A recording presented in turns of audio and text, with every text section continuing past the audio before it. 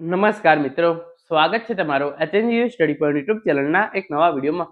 TET પરીક્ષા pass કર્યા વગર સ્થાનિક શિક્ષકોની ભરતી અંગે ગુજરાત સરકાર દ્વારા મહત્વનો પરિપત્ર જાહેર કરવામાં આવ્યો હતો અને એ પ્રમાણે જે છે હવે ટેટ પરીક્ષા પાસ કર્યા વગર ધોરણ 1 થી 8 ની અંદર શિક્ષકોની જે છે એ ભરતી કરવામાં આવનાર છે.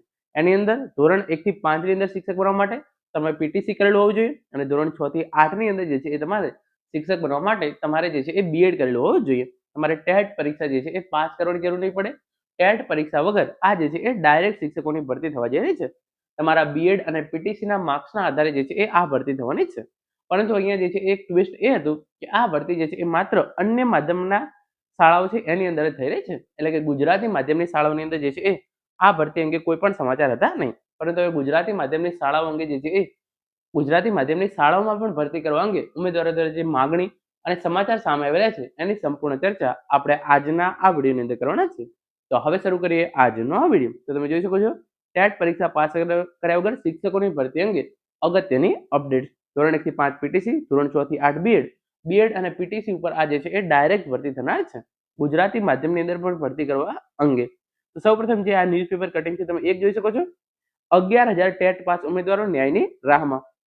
ગુજરાતી માધ્યમની શાળાઓને સ્થાનિક ઉમેદવારોની નિમણૂકમાં છૂટછાટ આપો. ગુજરાત સરકાર દ્વારા રાજ્યની શાળાઓને પીએમ શ્રી યોજના હેઠળ અત્યાધુનિક અને સ્માર્ટ બનાવવાની નેમ રાખવામાં આવી છે. પરંતુ વાસ્તવિકતા એ છે કે રાજ્યના અનેક જિલ્લાઓમાં હજારો શિક્ષકોની ઘટને કારણે બાળકોનું ભાવિ અંધકારમય બન્યું છે. ખાસ કરીને કચ્છ અને આદિવાસી વિસ્તારોમાં શિક્ષકોની અછત જે છે એ પરાકાષ્ઠાએ પહોંચી છે. શિક્ષણ વિભાગે હિન્દી, અંગ્રેજી અને ઉર્દુ માધ્યમની શાળાઓમાં કરાર આધારિત નિમણૂકનો જે છે એ નિર્ણય લીધો છે. તો હિન્દી, અંગ્રેજી અને ઉર્દુ માધ્યમની શાળાઓની અંદર કરાર આધારિત સ્થાનિક શિક્ષકોની ભરતી કરવાનો નિર્ણય જે છે એ ટેટ પરીક્ષા પાસ કર્યા વગર આવશે એવો જે છે એ શિક્ષણ વિભાગ દ્વારા કરવામાં આવે છે. તો આ જ રીતે ગુજરાતી માધ્યમની શાળાઓની અંદર પણ જે છે એ સ્થાનિક શિક્ષકોની ભરતી ટેટ પરીક્ષા પાસ કર્યા વગર કરવામાં આવે એવી જે છે એ માગણી ઉઠી છે. આગળ જે પ્રમાણે સમાચાર છે એ તમે જોઈ શકો છો. શિક્ષણ વિભાગ દ્વારા હિન્દી, અંગ્રેજી અને ઉર્દુ માધ્યમની શાળાઓમાં શિક્ષણ ન બગડે તે માટે ટેટ પાસ ન હોય તેવા સ્થાનિક પીટીસી અને બીએડ ઉમેદવારોની 11 માસના કરાર આધારિત નિમણૂક આપવાનો નિર્ણય લેવાયો છે. શિક્ષણ જગતના નિષ્ણાતો સવાલ ઉઠાવી રહ્યા છે કે જો અન્ય માધ્યમો માટે આ છૂટછાટ આપી શકાય તો ગુજરાતી માધ્યમની શાળાઓ માટે કેમ નહીં. કચ્છ જેવા ભૌગોલિક રીતે વિષમ જિલ્લાઓમાં જો સ્થાનિક ઉમેદવારોને પ્રાધાન્ય આપવામાં આવે તો વારંવાર થતી બદલીઓ અને ખાલી જગ્યાઓની સમસ્યાનો કાયમી ઉકેલ આવી શકે એમ છે. રાજ્યમાં હાલ ટેટ 1 પાસ કરેલા આશરે 11,000 જેટલા લાયક ઉમેદવારોની નિમણૂકની રાહ જોઈ રહ્યા છે. સરકારના 10 વર્ષીય ભરતી કેલેન્ડર મુજબ ચાલુ વર્ષે ધોરણ 1 થી 5 માં આશરે 15,000 જેટલી જગ્યાઓ પર ભરતી થવી જોઈએ. લાયક ઉમેદવારો ઉપલબ્ધ હોવા છતાં મુઠ્ઠીભર અસંતુષ્ટ તત્વો દ્વારા કરવામાં આવતા કાયદાકીય અવરોધોને કારણે સમગ્ર ભરતી પ્રક્રિયા ખોરંભે પડી હોય તેવું જણાય છે. શિક્ષણ વિભાગે આ પાયાના વિરોધને નજરઅંદાજ કરી બહુમતીવાળા લાયક ઉમેદવારોને ત્વરિત જે છે એ નિર્ણય લેવો જોઈએ. જીસીઈઆરટી દ્વારા આગામી સમયમાં 10 માર્ચ સુધીમાં બાલવાટિકા અને ધોરણ 1 થી 2 ના બાળકોનું સ્વમૂલ્યાંકન પૂર્ણ કરવા આદેશ અપાયો છે.